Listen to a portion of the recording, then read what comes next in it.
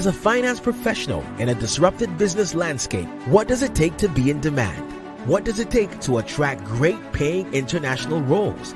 If you're an ICAN member, it'll just take one exam. That's all it takes to complete the globally recognized SEMA professional qualification and the internationally respected CGMA designation.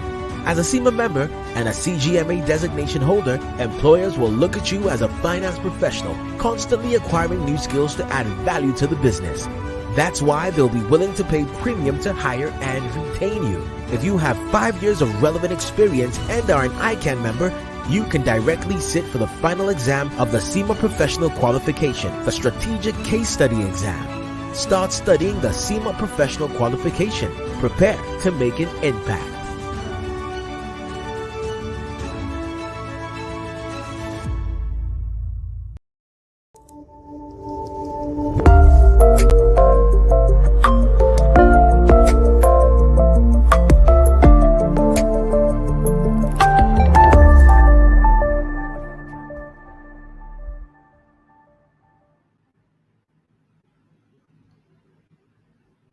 The scholars uphold that a budget is more than just a series of numbers on a page.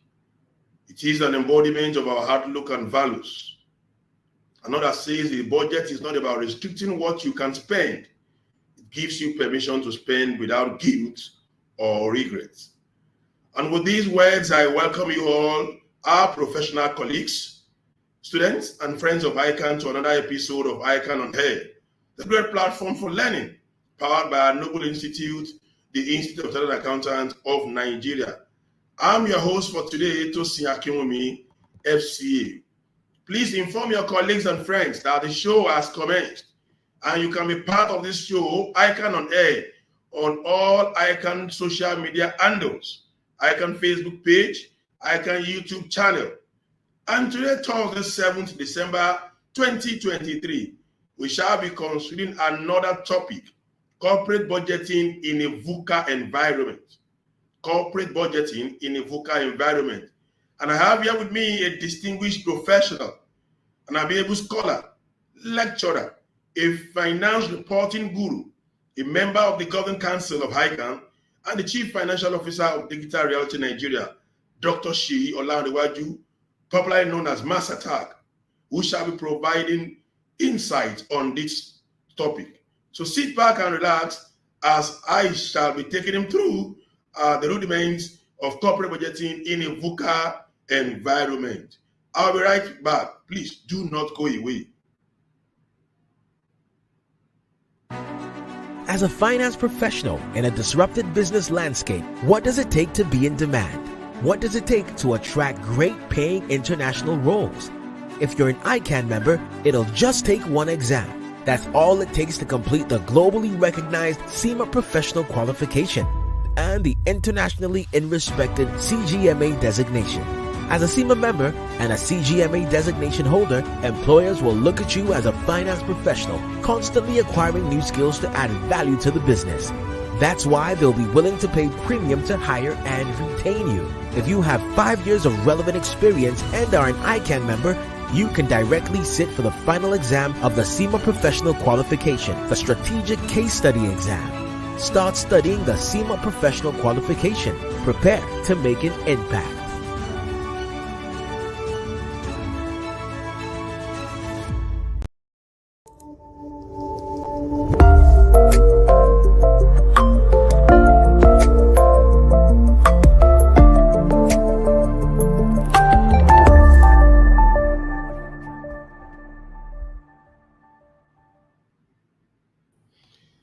Yes, like I did mention that I have our guest in the house, a member of the ICAN Governing Council and the CFO of Digital Realty Nigeria, in person of Dr. Seyi Olanrewaju, FCA. Dr. Seyi, you are welcome to ICAN on Air.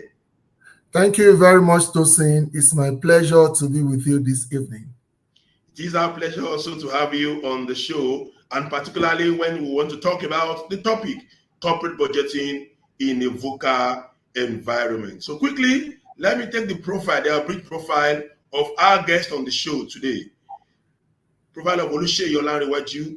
Seyi is currently the CFO of Digital Realty West Africa a company of Dignity Realty Group of companies under the Dignity Realty Pembani Remgro JV. He is a member of the Governing Council of ICAN, previously the acting managing director and CFO, board member of Vodacom Business Africa Nigeria, respectively. He is a 3-time recipient of the CFO of the Year Award in Nigeria's telecommunication industry in 2016, 2018, and 2019. Also a recipient of Africa Influencer Award in the year 2020. Notable ICAN person in 2020, an award for service to humanity 2021 by Rotary Club. He has held various roles in multinational organizations, including ExxonMobil, PwC, Zenith Bank PLC, MTN Nigeria, General Electric, Internet Solutions, Now Dimension Data, Konga Online Shopping Mall, Mixed Africa, TSL, and Secure ID Limited. He is a seasoned finance, IFRS, IPSAS expert, and respected analyst on corporate governance and financial reporting matters. With over 20 years practical experience spanning virtually all sectors of business endeavor. He sits on the board of many companies as non-executive director. She is a partner at Risk-Free Standard Associates and ICAN's accredited tuition provider, former chairman SEMA UK branch committee, Nigeria, currently a member of the association SEMA UK Africa Regional Engagement Group. He is a graduate of Yaba College of Technology and obtained a BSc in Applied Accounting from Oxford Brookes University, United Kingdom, MBA from Lagos State University, MSc Finance from University of Leicester, United Kingdom, and Charisma University, TCI, United Kingdom. He is a fellow of ICAN, fellow of CITN, Association of Certified Chartered Accountants, ACCA, Chartered Institute of Management, SEMA UK, Institute of Directors of Nigeria, Nigeria Institute of Management, Society for Corporate Governance Nigeria, SCGN. He currently serves in different committees of these professional bodies. Ladies and gentlemen, you can see that our guest on the show today is an erudite, is vast, and indeed a scholar par excellence. So once again, I want to welcome you, Dr. Seyi, to ICAN on Air on this episode, sir. Thank you very much. Thank you, Tosin. Okay, so let's go straight into the questions. Our audience, of course, you know the way we're going on this show, start sending in your questions. I can assure you that our guest is on the show today and he will be providing the expected responses to your questions. Tell someone to tell another that ICAN on Air has commented. So we go, sir. Vuca, which is an acronym for volatility, uncertainty, complexity, and ambiguity. So VUCA environments have been known to sometimes rubbish the analysis of technocrats, counter the predictions of pundits, and even alter the economic policies of government. And having you on as a guest on the show today will certainly enable our global viewers to learn from your knowledge, skills, and experience. Sir, kindly paint to our global viewers the picture of how technically destructive or devastating a VUCA environment looks like. Thank you very much, Tosin. I will start by saying that the process of budgeting, it's an organizational tool for entities and business, to plan their future. Usually when we look at budget, we're looking at the plan of expenditure, the plan of income over a 12 months, where you see yourself as an organization in say a year, fast forward. But generally speaking, it's just a tool for planning, because anything that has to do with the future is actually full of uncertainty, it's volatile, it's going to be complex, and of course, it's going to be ambiguous, because nobody can determine the future with 100% certainty. But generally speaking, I mean, we've been doing budgeting before this VUCA world we're in at the moment.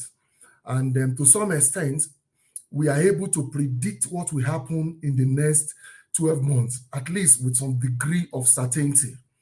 But what we are seeing now is honestly incredible, to the extent that what will happen in the next hour, in the next day, I mean, in the next week, in the next month, organizations generally struggle to be able to predict it now. And prior to now, we do this successfully for 12 months. In fact, in some cases, some people do mid-range plan, which is from 3 to 5 years. Some do long-range plan, which is from 5 to 10 years. And they can predict this future with some level of certainty. But in these days and time, it's been very, very difficult and a tall order for any entity to predict what will happen by way of doing budget in the next 12 months. Why?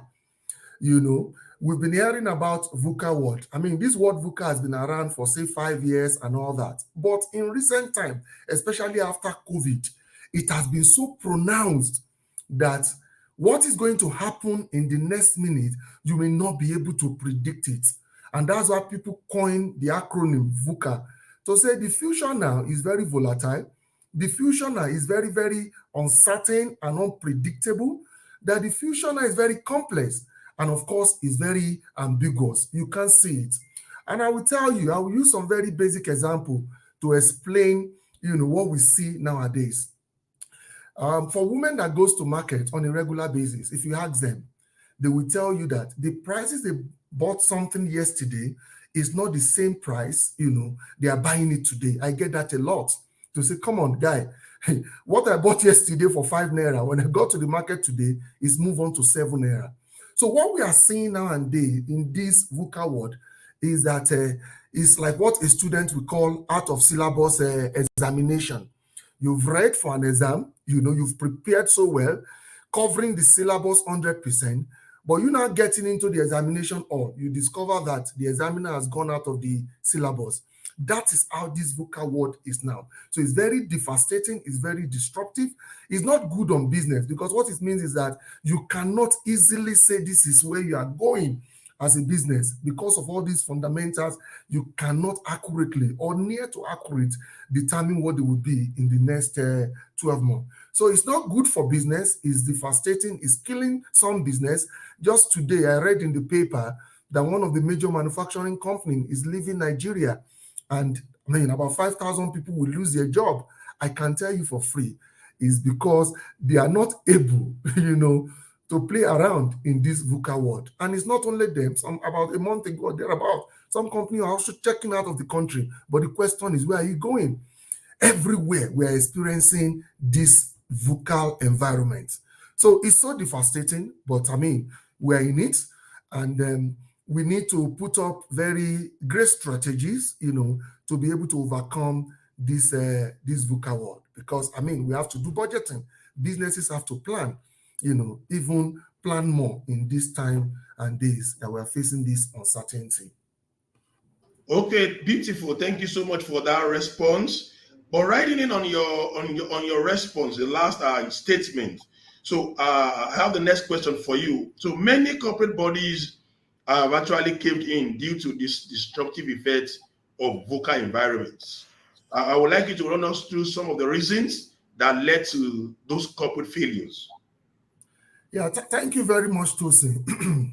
You see, if a business cannot plan its future, because survival of business depending on what happened in the future, and now you're able to predict this future. If not, you may not be able to achieve your goal as an entity.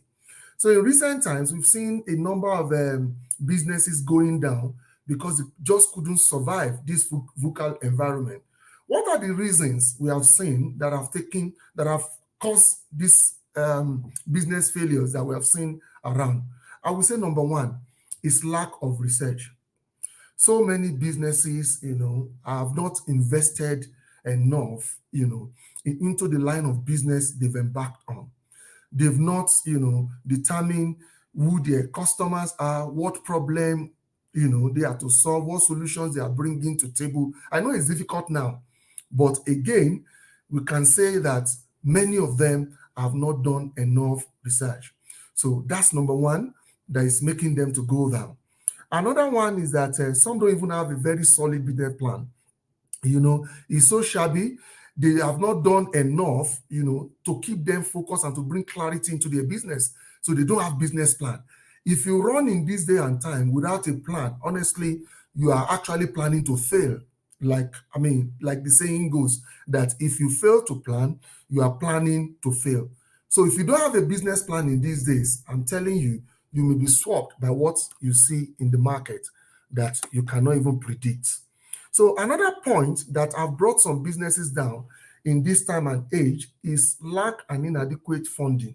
If you're not able to do planning, you are not also likely to be able to know when you will need resources in terms of funding for the business. So you just see that in the course of the year, they are cash out and they will not be able to embark on some of the production and all that they plan to do, just because the planning was not there and they have not been able to properly say this is when money should come in. So they cash out and they couldn't do any production anymore. So they will be stuck.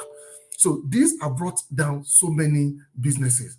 Another point is financial mismanagement.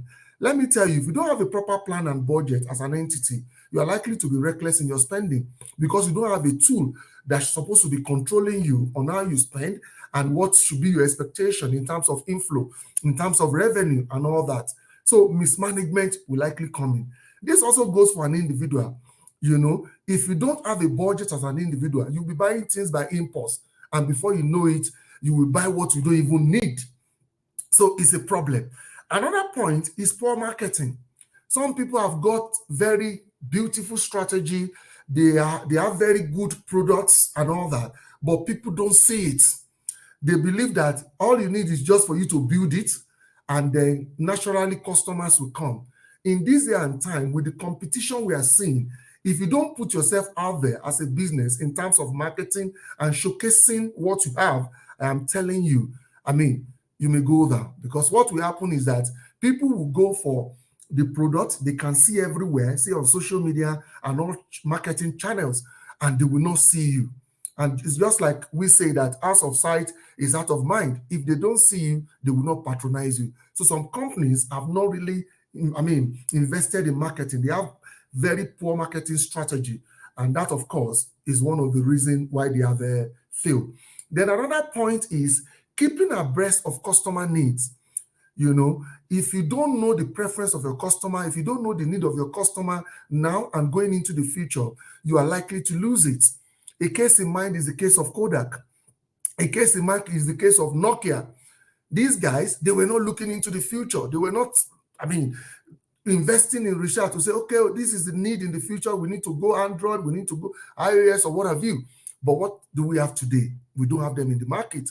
So you must keep abreast of your customers' preference and needs. And also competition. You must not overlook what competition is doing. If you do, you will be taken, you will be eaten as an organization.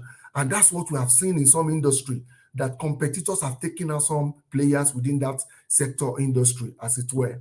Another point is failing to adapt.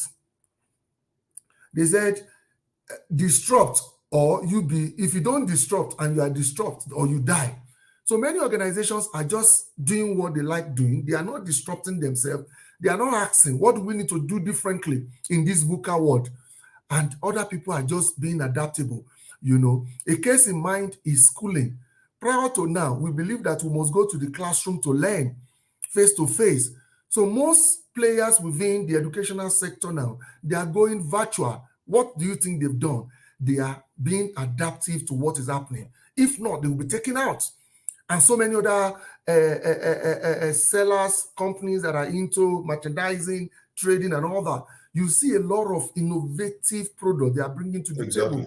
All these, they are just using it to what? To adapt. And of course, some grow too quickly, and they don't have plans for that growth. They just think, we have grown. So they don't have structure to support that growth level. So for that reason, it's like you wearing a shoe that is not your size. You see them just go down gradually because they don't have support for that.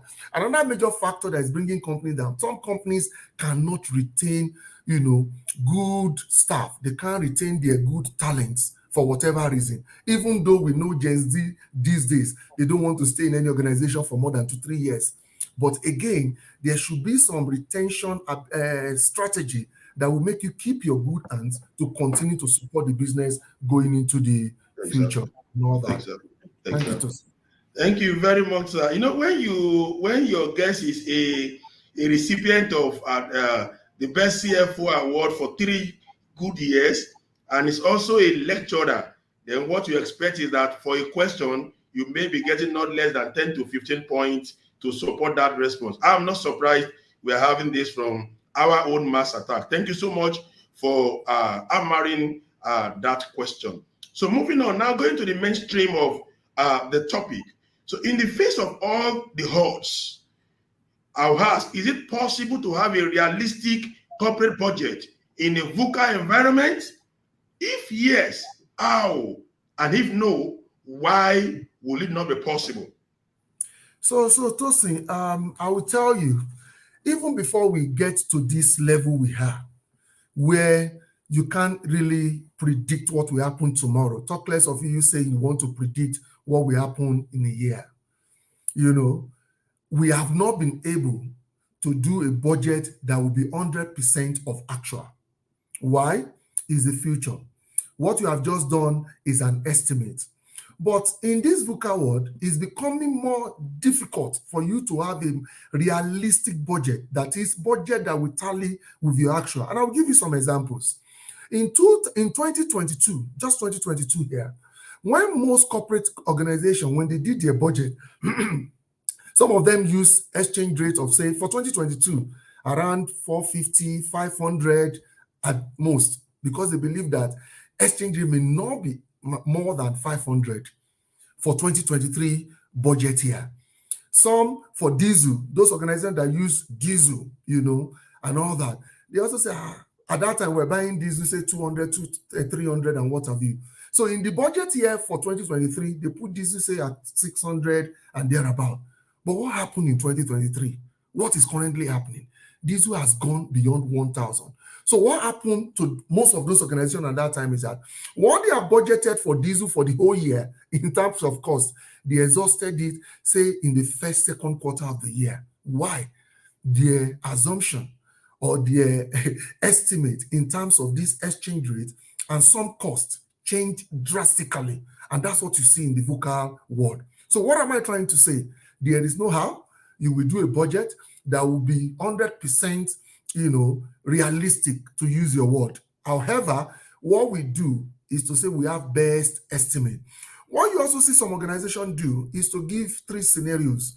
You will see them say, worst scenario, good scenario, bad scenario, so that they will have 3 options for the organization. And you also see them often do what we call forecast. If you've done your budget, you can't touch the budget, but in the budget year, you can do what we call forecast. Some do what we call 2 plus 10.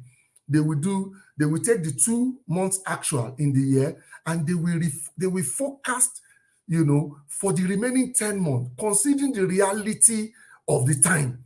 That, wait a second, we said the exchange rate will be 500. What are we seeing in actual now is around 800. They will tweak it. Some also, apart from doing 2 to 10, they do 5 to 7. They will take 5 months actual, take another 7-month forecast, just to show the management that, considering the reality of time, what we are seeing, this is where we are going to end. So that's to tell you that a budget must not be cast in stone.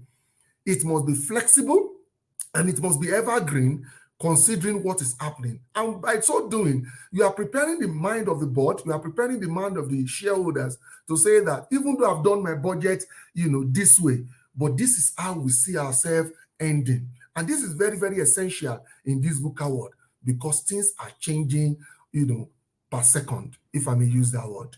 Thank you.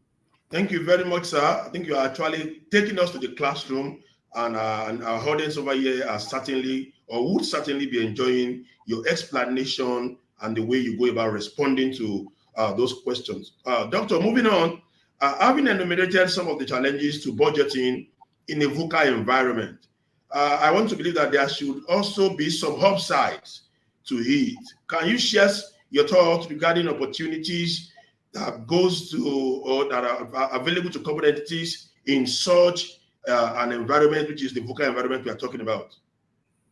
Yeah, so, they will tell you that in times of trouble, if you look at it well, there will always be opportunities for you to latch on in terms of difficulty and all that. We are talking VUCA as it's affecting some organization, negatively. I will tell you for free. Some organizations are also still cashing in this VUCA word because, it's two sides to the coin.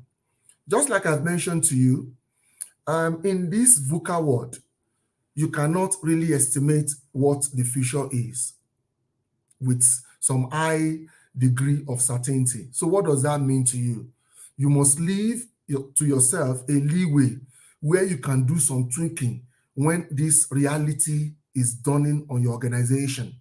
So as bad as it is, you understand me, all you need to do is to build resilience, is for you to be adaptable so that you can take the advantage. You understand me? Is for you to to make the budget or your plan evergreen. What is happening now? You understand? And of course, when you're also doing the budget, give yourself some leeway to say, what if? You understand me? And that's why I mentioned to you the other time that you can give options. You can do 3 scenarios to say if it does not work, plan B will work. If this does not work, plan C will work. So it's not all bad. That's the point I'm trying to make. You can still, take advantage of it to a certain extent when you are very flexible and adaptable. And if you also build resilience into what you have done. So it's not all, red. There are some green lights in it. And of course, when I say just make adjustment, that's the point I'm trying to make here. Give yourself a leeway to change some things based on the reality of the day. Okay, thank you very much, sir. And it's good to know that there are also opportunities even in this VUCA environment that we talk about. Okay, Doctor, for corporate managers or business leaders, what are the kinds of safeguards or control mechanisms that should be taken into consideration or that must not be overlooked during budgeting in a VUCA environment like ours? Yeah, thank you very much, Tusi. A whole lot of things actually, but I'll just mention a few of them. So, number one, you must not overlook or underrate your assumption. Your assumption must be, thoroughly thought through. You must do research, to determine where the future is going. Get information from everywhere. Get information from NBS, get information for financial derivative, just to mention, at least get information everywhere, and some international research organization that will tell you, that will predict where these macroeconomic indices and factors are going. Because if you don't do that, it means that, like the Bible says, if the foundation is not set right, what can the righteous do? So at the point of building your budget, a lot of assumptions come in. So what I'm saying is that you must not overlook those assumptions. You must do very thorough research so that whatever you are putting forward will be more, a little close to what actual will be. Don't forget, we have said it's a VUCA word, it changes like anything, but prepare for it. Do your research very well so that you don't get it wrong at the point of assumption. If you do that, it means that the budget can never be achieved in the first place. Another one is that you need to get the cooperation of the team within organization, because budget is not done by just an individual. Budget is not done by only finance. You need to carry along all departments within the organization, get their input into the business. For instance, you can't sit in finance and say you want to do budget for revenue and income just by yourself. How do you want to do that? Why are you not talking to the sales guys that are constantly relating with the customer, that are constantly in the market, hearing what competitors are doing, getting price information of competitors and all that? So if you ignore those kind of people when you are doing budget, it also means that the budget is likely to fail ab initio. So you need to get the cooperation of every department, of every executive, and get their input into the budget. I've mentioned before that you need to do thorough market analysis. Very, very important. What are competitors doing? Where is the market going? And all that. All this must be factored into your budget. And of course, when you've now collected the budget and everything, you must also do internal presentation, to the team, communicate with them, carry them along on the outlook of the budget, where it's going, what your profitability, look at your different indices and see whether you have met what target has been set by the board for the management team and all that. And if not, you guys should tweak it together, agree on it together. Because if you don't agree on it together, they will say it's your budget. They will be telling you, you put the figure for the revenue, you put the figure for cost now. What do you want us to do? And all that. So that's what's it called? Cooperation is also very essential at the point budget is being put together. So, I mean, with those, I think you will get a budget that is very near to actual in the budget period. All right. That's very fantastic. That's a good one, sir, and that's a good one. Okay, still moving on the path of opportunities in the Vuca environment, opportunities that are bound while making budget in the Vuca environment. So, research or history has shown that some of the world's greatest inventions and discoveries took place during the Vuca seasons or in the Vuca environment. So, what do you have to say about the Vuca environment in such context, sir? So, I mentioned to you that they say problem is the mother of invention. If you are not facing tough time, at times, some thoughts will not come to your head. You understand what I mean? So what this have happened, COVID further intensify VUCA, because during COVID, so many organizations, manufacturing firm, what have you, they were not able to produce, And what does that mean? After COVID, we had a lot of backlog. Supply chain suffered. A whole lot of industry were badly affected with what happened and all that, But what we are seeing, and that's why I mentioned earlier that we need to build resilience. We need to be flexible. We need to be adaptable. What we are seeing is that most organizations, understanding the time and period we have, that is full of volatility, is full of uncertainty. So what they have done is that people are now building the organization to understand that this is the situation we are, and you must face it. They are building strategies that are not cast in stone. They are building mechanisms, strategy measures, and all that are not cast in stone. They're saying, no, if this doesn't work, look at plan B. I mentioned something about giving options. In these days and time, you have to give various scenarios to say, can we do this? Can we do this? So by so doing, you are saying that if option 1 or scenario 1 is not working, scenario 2 will work. And by doing this, organizations are overcoming some of these challenges we're talking about in VUCA environment. Okay, that's a beautiful one.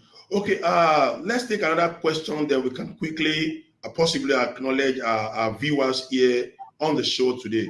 So some opinion holders believe that when the federal government finally removed subsidy on the price of PMS and floated the Nigerian Naira, the Nigerian environment degenerated into VUCA environment. As a Nigerian and an intellectual that you are, what is your opinion about this? So Seun, I will tell you that some of those strategies or policy undertaken by the present administration, I'm talking personally and I'm not an economist, but I will tell you that some of those policies for me, they are positive. However, I have also told myself personally that what is happening in Nigeria, most economic solutions seems not to be working in Nigeria. For instance, you say if you increase NPR, it's supposed to curb inflation. So what do we see? The former CBN governor and the MPC, the Monetary Policy Committee, they kept increasing NPR. And what happened? Inflation kept growing, So at some point, I said, wow, what's going on here? Most economic solutions are not curbing our own issues in Nigeria. And I thought about it further to say, what could be the causes of this? I will tell you, most of the things happening in Nigeria, in fact, half of the things happening are not being documented anywhere. So it's a case of we don't have data. Some of those decisions they are making, they are not driven by data. They are not driven by information. So, for instance, during the era of what's it called, cash policy, what we had is that some trillions of naira are not within the banking system. That this is one of the reasons why they want to change the note so that they can bring all the cash back into the banking system. What am I trying to say? We are making decisions based on very scanty data.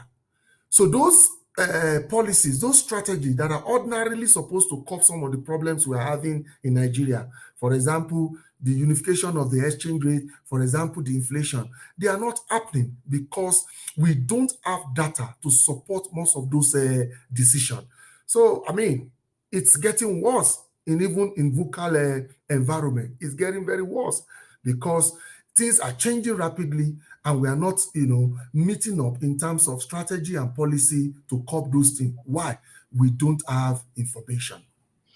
Okay, we are missing out because we do not have information, and that's a good one. If you have been part of this program, of course, you have been hearing from our own council member and the CFO of Digital Realty Nigeria, in person of Dr. Seyi Olanrewaju, FCA, who has been speaking on the topic, corporate budgeting in a Vuca environment. Let's quickly go on some commercials.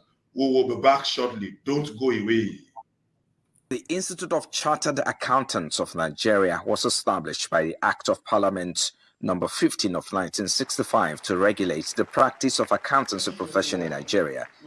The institute over time has developed and attained the highest qualifying examinations for professional accountants in Africa for those who choose to specialize in accounting profession.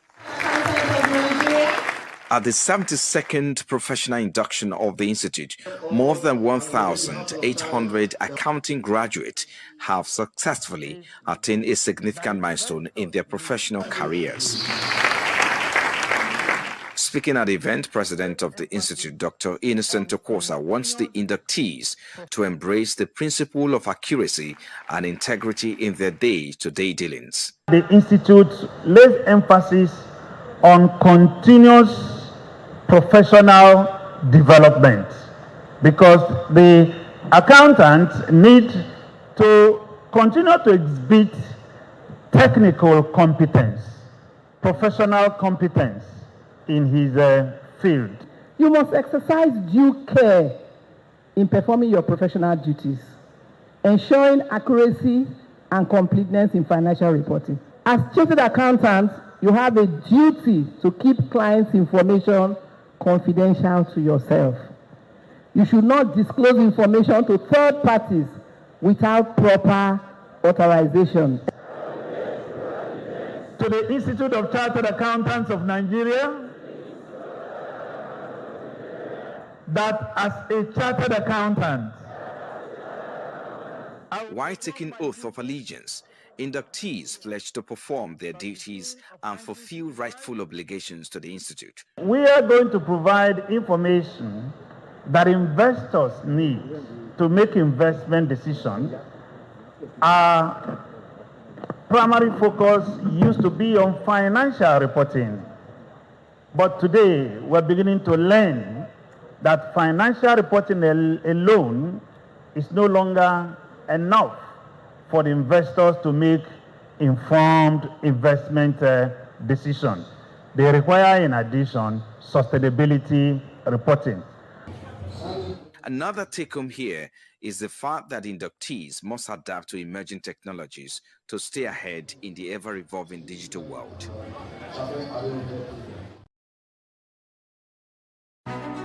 As a finance professional in a disrupted business landscape, what does it take to be in demand?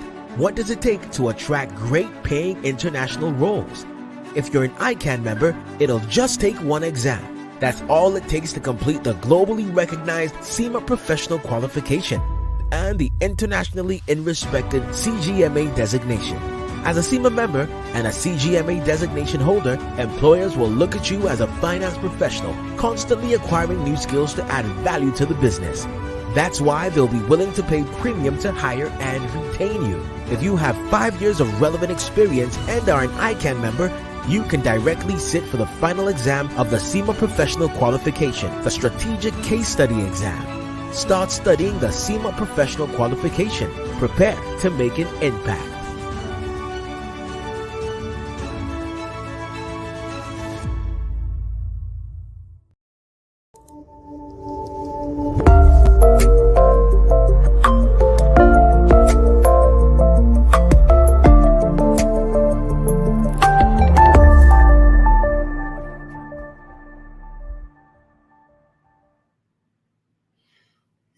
Welcome back to ICAN on Air, and today we are discussing corporate budgeting in a Vuca environment. And our guest on the show today is our governing council member and also the CFO of Digital Realty, person of Dr. Seyi, Olanrewaju, FCA. And during the break, the clip you have just seen there is the 72nd induction ceremony of new members, which was held on Tuesday, 5th December 2023 at ICAN Center at Kofo Kasumu in Amuwo Dofi, where the 59th president of the institute charged members on ethical conduct and accuracy and integrity. And also we have the guest of honor, a person of Dame Onome Joya Dewoye FCA, also charging members on ethical conduct and integrity. So I'm sure the 2014 members that have joined the Noble Institute actually know that it is a good and noble institute. They have become part, and they will do all they can to ensure they have a good and a meaningful career journey in accounting. So once again, we welcome you to the Institute. So let's quickly acknowledge our audience on the show today before we continue and take some of your questions on the show today. We have Grace Ote Baye, all the way from Ilupeju, Lagos. We have Daria Woshika, Iyogun Mercy from Surulere, Lagos. Bawa Rashida, all the way from Birin Kebbi State. We have Nasira Lima from Ogun State. We have Onwuma Ernest, Chukunaru, Adesomi Fash, Rafiu Abiodun Jimo, Aniete Wilson, Ali Bomo Ibamasaye, Olasukanmi Obasa, Fagbolate Mitope Adeniyi, Wilson Priska, and many others on the show today being part of this show to actually learn one or two things from today's topic. Okay, let's quickly move on to our questions, and we'll also go back to the audience and take some of their questions. I can see them sending their questions already. So, Master Attack, years back, corporate organizations were known to prepare their budget after the presentation of the federal government budget. But nowadays, what was the corporate significance of that practice and relevance? Is it still the practice as of today, even when federal government budget is just coming out in December? Let's have your thoughts, sir. Yeah, thank you very much. Usually for companies that have the accounting year, which is from January to December, they start their budget process, say from August to September, pretty much to October, and maybe it will be passed in November. Before now, government used to pass their budgets for the ensuing year in the preceding year. But what we have seen, especially in the previous administration, is that these don't get ready. I think under President Jonathan, we have it approved most of the times in the new year. President Buhari tried to get it signed and approved, say in December, and I think President Tinubu is also taking that flow. Now, the question is, usually most organizations want to see where the government is going. They want to see where government policy is going. Why? Government is the highest spender.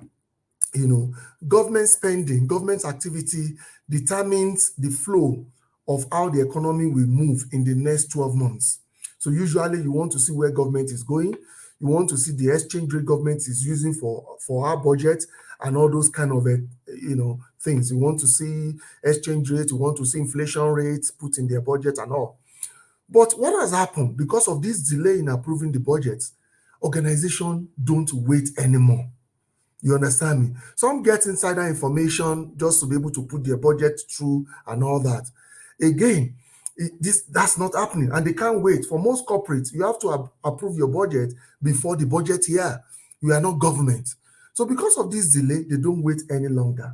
And what we have also seen in government budget is that because maybe you want to call it, they want to manage the indices and what have you, government are too optimistic in some of these rates they put in the budget. So you just see private organization, corporate world, going with what they consider as more realistic indices, as more realistic indicator, more realistic assumption in preparing their budget. So we used to have that, but now we no longer have it because of this delay. And because, again, I mean, government use some ambitious indices in putting their own budgets together, which may not be realistic for a corporate organization. So that's what we are saying. Okay, sir. Beautiful. Beautiful. Oh, how true is the assertion that the toxicity and negative effects of VUCA environment can be tamed with the tools of vision, understanding, clarity, and agility? How true is this assertion? So Tosin, the assertion is honestly very correct, because like I told you, for any organization to survive in this VUCA world, they need to have clarity of purpose. They must be very focused. You understand? I was using the example of individual that doesn't have a plan, that they will be buying stuff by impulse and all that. What planning during this VUCA time does to an organization is that it helps them manage the organization. It gives them focus. It makes them, run with the strategy, run with the goal that they have put on in black and white. So it's very true. I must say that in this VUCA world, all that can make you survive is when you have a plan, and that plan will give you focus, it will give you clarity, it will guide you and all that. So it's the statement or the assertion, it's very, very true. Yeah. Okay, that is a true assertion as confirmed by our own mass attack. Let me take this question, then I'll quickly move to the audience and take their question. Despite the practical harsh business operating climate in Nigeria, some corporate bodies have been posting huge profits. Could such profit be attributed or tied to their corporate budgeting process? If yes, how? And if no, why, sir? So I mentioned to you the other time that there are two sides to VUCA. When we talk about volatility, for instance, the opposite of it is when an environment is stable. Some organizations took advantage of VUCA because, they have very robust budgets, they are focused, and they make very good profit during it.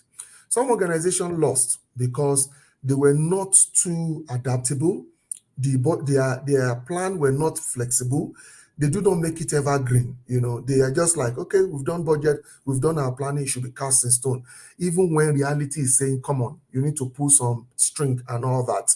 So for companies that have made profit within this VUCA environment, what some of the things that would have helped is that flexibility, that adaptability I mentioned. And I'll give an example. For instance, what I sell is principally affected by diesel cost. And I've planned for 2023 that my diesel cost will be, say, 600 naira. And I'm now buying diesel per liter at, say, 1,100 or thereabout. What do you think I should do immediately when I've seen this happening?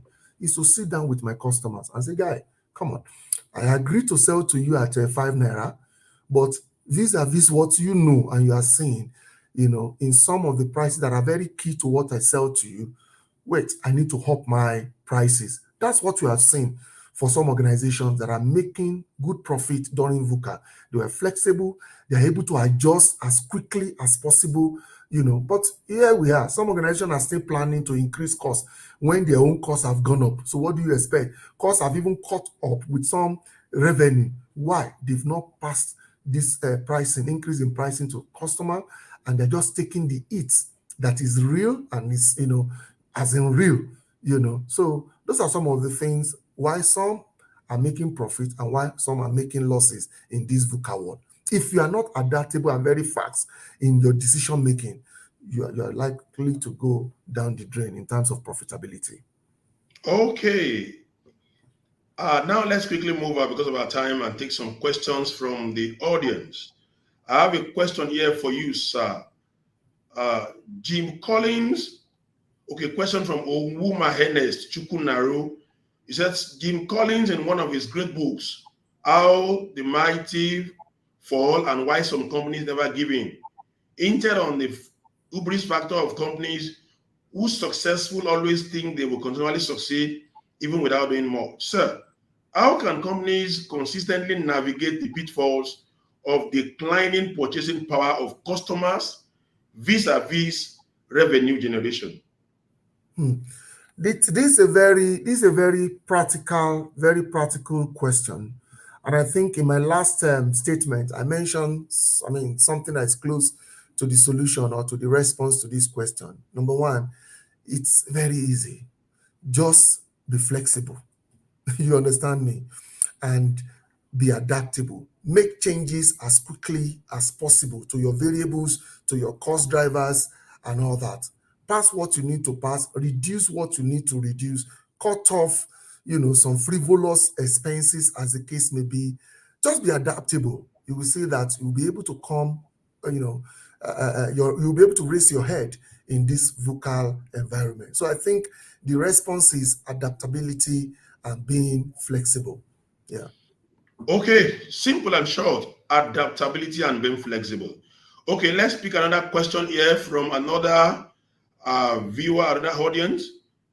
Fagbolate Mitokwe Adeniyi, in budget appropriation, Nigeria is superlatively superb, but why are we not getting it right in budget performance? So I will tell you, the question I often ask myself is that why are corporate organizations getting budgeting right? Why are they tracking to budgets? Why are they making success of budgets? So my first response to you, Adeni, is that, I don't know. Anything government, we know that performance, consequence management, it's very far to some extent. So if you ask me, I would say we need leadership, a firm leader to make sure that each minister are doing what they're supposed to do. And they are also being, consequences being demanded if you don't make your budget and you don't make your budget to perform. So what we don't see in government is what I would just call, lack of budget monitoring and lack of budget performance. Nobody is holding the stick to say, guys, let's do this thing right. This is what the budget say, make it perform. So that government factor is what I see, because budget works in the corporate environment. I've seen a situation where a particular line of expense have been exhausted and they still want to make a payment. You say, no, this particular line is out.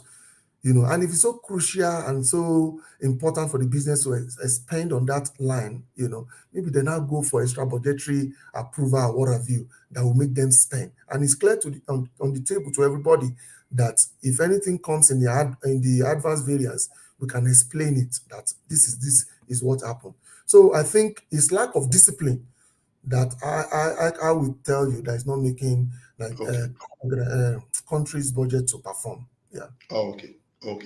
Another question for you, yes, sir. For Mutari Yakubu. Over the years, we observed the lack of handshake between government monetary policies and fiscal policies, adding our current economic woes. Policies somersault also add to the challenging VUCA environment in Nigeria, as at the time country is passing through challenging economic problems. We keep seeing ridiculous budget line in success appropriation circle, e.g., purchase of computers, kitchen utensils at the State House has become an annual ritual in our budget. Would you recommend an approach in that question? I don't have the complete part of that question. I think So if I can take it, or just take the halfway question we have seen, I would say that what is happening, or what I think personally, my personal opinion though, on what is happening at the national budget is that I think Nigerian government are using incremental approach of budgeting. They look at what was budgeted last year. This year, they will just add something to it without necessarily looking at the makeup of those figures. So I would say one solution that can make that work, by not, unnecessarily spending money on what is not. You bought utensils, you bought something for somebody's house, furniture and all that. You just increase the money in the next budget year. So what I would suggest as solution is at some point, government should, use zero-based approach to budgeting. Look at the details of what they are putting under all these lines. Are they true? Are they genuine and all that? But what we just see is that they passed the same budget and on yearly basis is being increased based on inflation and what have you. But the question we have not really asked ourselves is, what are the cost drivers? What are the items under this different line of expenditures? So I think if we do that, there will be some level of transparency and accountability, and some of these frivolous lines, could be reduced drastically. Okay, beautiful. Recommending a zero-based budgeting for the government of the country. Our time is fast spent, and let me make this the last question for you today, sir. Though I have a lot of questions for you, but because of our time. In closing, ICAN members occupy key positions in corporate organizations with so many corporate budgeting responsibilities. How can the Institute further equip and support them in their corporate budgeting responsibilities, especially in a Vuca environment like ours? Thank you very much, Tosin, for that question. Firstly, I would say, during our days as students of ICAN, you can also testify it that ICAN syllabus on budgeting, it's very robust. So I can tell you for free that a typical chartered accountant member of our noble institute, have the background to be able to do a very good budget and all that. Now, but looking after post-qualification, I'm also very much aware that ICAN has got a department that is looking into mandatory professional continuous development of all its members, MCPD, on a yearly basis. Some of the topic they churn out from that department, to empower and train our members are on budgeting. So I would say, members seated here, please make yourself available for some of this training, to upskill yourself. Then another way you can also learn, it's ICAN on here. See, we're discussing budget and all that. So if you attend all this training and capacity building strategy that the Institute have put forward, I'm sure our members will continue to be current and keep abreast of what they need to do in terms of budgeting. Wow, that's a good one. That's a good shot, and that's a very wonderful summary from our own Dr. Seyi Olanrewaju. Thank you so much, Dr. Seyi, for coming on the show today and for sharing your wealth of experience with our members and friends of the Institute. We really appreciate you. Thank you so much, sir. Thank you, Tosin, for having me. Thank you. Thank you, sir. Okay, let's quickly take some announcements and we can close the show. The 22nd Fellowship Conferment Ceremony comes up on Saturday, December 16th, 2023, and the venue, Landmark Event Center, Victoria Island, Lagos. Before now, the registration are closed, but there is now an extension of registration till Saturday, 9th December. So, if for all eligible members to have their fellowship status, you can still register and apply for fellowship between now and Saturday night. Please quickly make a call, go to the website of the Institute and apply. MCPD Training Sector Tax Practice comes up December 13 to 14, 2023. It's a physical session and the cost is 30,000 Naira. Also, there is a mandatory orientation program for new members in practice. The venue is ICAN Annex Office at Ebute Meta, Lagos. And the date is Thursday, 14th December 2023. So please, if you are interested or you are eligible, ensure you are part of this mandatory orientation program. Also, go ahead, and all members of ICAN should go ahead and subscribe to ICAN YouTube channel and follow ICAN social media and those Facebook, LinkedIn, Instagram, and all of that. And that will be our show today. I want to say thank you for being part of the show. Till I come your way again with another wonderful guest, another topical issue, I will say please stay safe and sound. On behalf of the editorial team and the producers of ICAN on Air, I remain Tosin Akeyomi, FCA, saying thank you and bye for watching.